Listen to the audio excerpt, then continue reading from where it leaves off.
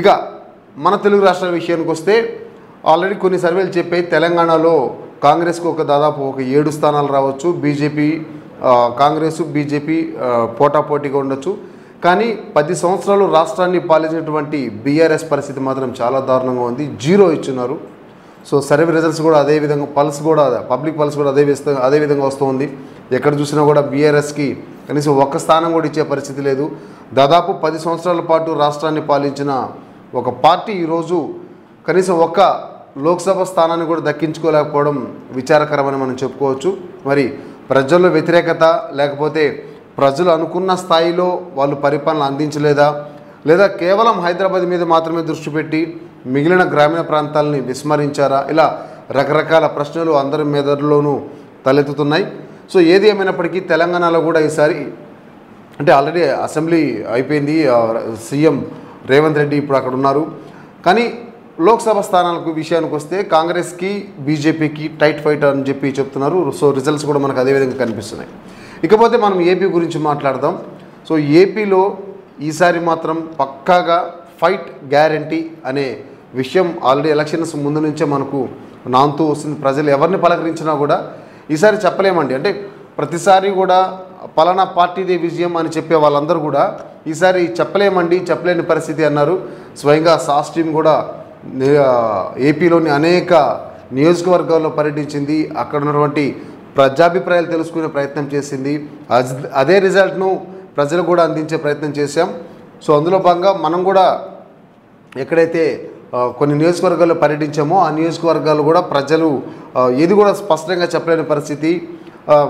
కానీ పార్టీ నాయకులు అయితే మాత్రం ఖచ్చితంగా తామే అధికారంలోకి రాబోతున్నామని చెప్పి గంటాపదంగా చెప్తున్నారు. ఎందుకంటే విజయం మీద అందరికీ ఆశ ఉండొచ్చు, ఎందుకంటే విజయం వస్తుందంటే ఎవరు మాత్రం వద్దంటారు. సో ఈ నేపథ్యంలో అందరూ కూడా మాదే విజయం అని చెప్పుకుంటూ వస్తున్నారు. కానీ ప్రజల పల్స్ మాత్రం ఎప్పటికీ అంతుబట్టదు. ఓటరు నాడి అనేది ఎలా ఉంటుందో పెద్ద పెద్ద రాజకీయ పండితులు కూడా అర్థం కాని పరిస్థితి. ఎందుకంటే పోలింగ్ బూత్ వరకు ఒక పార్టీ మనసులో పెట్టుకుని అంటే వీళ్ళకు ఓటు వేయాలి అనుకొని వెళ్ళిన ఓటర్ కూడా తీరా అక్కడికి వెళ్ళాక మారి ఓటు వేరే పార్టీకి వేసిన సందర్భాలు కూడా చాలానే ఉన్నాయి, కోకలలో మనం చెప్పుకోవచ్చు. సో అదే నేపథ్యంలో మరి ఈసారి అయితే మాత్రం ఆల్రెడీ వైసీపీ ప్రస్తుతం ఏపీలో అధికారంలో ఉంది. వాళ్ళు ఒకే నినాదంతో ముందుకు వచ్చారు, వై నాట్ 175. తాము అందించినటువంటి సంక్షేమ పథకాలే తమకు శ్రీరామ రక్ష. సో తిరిగి మళ్ళీ జగనే ముఖ్యమంత్రి అని ఆ పార్టీ నేతలు చెప్పారు. ఇంకొందరు నేతలైతే వైవి సుబ్బారెడ్డి, బొత్సాలంటే నేతలైతే ఆల్రెడీ డేట్ కూడా ఫిక్స్ చేసేశారు, ముహూర్తం కూడా ఫిక్స్ చేసేశారు. జూన్ నెల 9వ తేదీన ఉదయం 9:30 వైజాగ్లో ముఖ్యమంత్రిగా జగన్మోహన్ రెడ్డి మళ్ళా ప్రమాణ స్వీకారం చేయబోతున్నారు అని చెప్పి వాళ్ళు కన్ఫర్మ్ కూడా చేశారు. అంటే డేటు ముహూర్తంతో పాటు చెప్పేశారు. సో ఇది ఒక మైండ్ గేమ్గానే మనం చెప్పుకోవచ్చు. ఎందుకంటే ప్రజల్ని డైవర్ట్ చేస్తున్నారా, లేకపోతే ఇది ఇంకొక రకంగా చూసినట్లయితే బెట్టింగ్ రైళ్లు కూడా ఒక అవకాశంగా మనం చెప్పుకోవచ్చు. ఏది ఏమైనప్పటికీ ప్రజల మనసులో ఏముందో మాత్రం ఎవరికీ తెలియని పరిస్థితి. తో ఎగ్జిట్ పోల్స్ అయితే మాత్రం వస్తూ ఉన్నాయి. ఎగ్జిట్ పోల్స్ మీద సర్వత్రా ఆసక్తి నెలకొంది. కొంతమంది రాజకీయ నాయకులు తమ పార్టీ అధికారంలో ఉన్నప్పుడు మరి కొంతమంది మాత్రం ఖచ్చితంగా అధికారం మాదని ఎవరికి వాళ్ళు చెప్పుకుంటూ ఉన్నారు. అయితే ఇక్కడ పిఠాపురం నియోజకవర్గం ఈసారి మాత్రం చాలా హాట్ టాపిక్గా మనం చెప్పుకోవచ్చు. ఎందుకంటే వంగా గీత ఎవరైతే ఇప్పుడు వైసీపీ నుంచి గతంలో కాకినాడ ఎంపీగా ఉన్నటువంటి వంగా గీత, అంటే ఇప్పటి వరకు ప్రస్తుతం ఆమె పిఠాపురం ఎమ్మెల్యేగా పోటీ చేస్తున్నారు వైసీపీ నుంచి.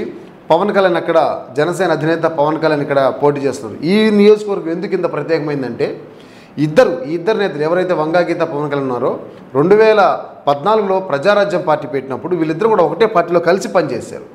సో అలాంటి వాళ్ళు ఈరోజు ప్రత్యర్థులుగా బరిలో దిగబోతున్నారు.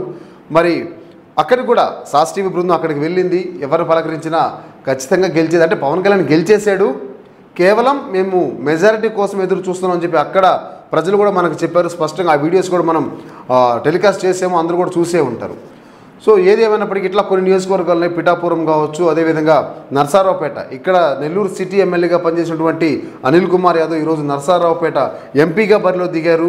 అదేవిధంగా మరొక వైపు నిన్న మొన్నటి వరకు వైసీపీలో ఉండి ఇప్పుడు పార్టీ మారి ఒంగోలు ఎంపీగా పోటీ చేస్తున్నటువంటి మాగుంట శ్రీనివాసరెడ్డి, చెవిరెడ్డి భాస్కర్ రెడ్డి ఈసారి వైసీపీ నుంచి అక్కడ ఇట్లా రకరకాల కొన్ని హాట్ నియోజకవర్గాలు ఉన్నాయి. అయితే వైసీపీ అయితే మాత్రం పూర్తి స్థాయిలో అభ్యర్థిని మొత్తం అంతా కూడా మార్చేసింది.